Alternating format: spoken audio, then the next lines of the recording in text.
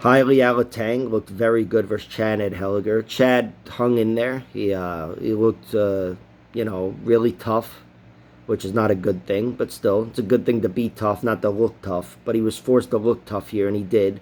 Heilie Alateng was kicking his ass. I thought, I thought Chad, would really just his best course of action was winning on the feet, but after turning the fight around, I thought Heilie would have to spend himself and tax himself in a few different ways, and instead, it was just a Heilie Alateng show. Bit of a one-sided fight, but he looked like the better class of fighter for sure, and dominated on the ground a little bit too, which is nice. But mainly, he got his work done on the feet. He hurt Chad Anheliger plenty of times, like 3 or 4 times early, I feel like, and didn't drop him or whatever. Just beat him up against the cage. But you could tell right away in round one that Heilie was the more powerful striker. And then from there, it was a matter of endurance and everything else. And he didn't go anywhere. He didn't slow down. He was just, he kicked some ass. Great win for Heilie Alateng. He's a guy who needed a victory. Not that he was going to get cut. He's coming off a 15-second knockout, but he needed a big victory here. And Chad Anheliger, like I said, coming into the fight, he's one of my favorite fighters on paper. I love the third-round comeback guy. And Chad, coming into the fight, was saying that I'm always in the fight. I'm always going to win, have a chance of winning because I am the third-round comeback guy.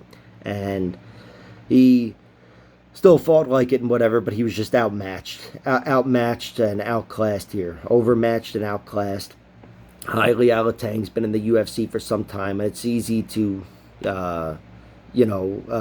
watch a guy lose inside the UFC and then underrate him a bit. And Chad's looked good, especially in his last few fights. They were all close and whatever, but he's got some important wins, including third-round finishes. But Heilie Alateng never let him into this fight like his opponents did, And maybe that's because he didn't spend himself grappling or whatever in round one like others have. So great win for Heilie Alateng. He wasn't forced to grapple because he was superior on his feet. But he made that work for him and just put together a great performance. Solid victory. Did it what he should have done as whatever he was, a 2-1 favorite or whatever. But yeah, Chad Anheliger too.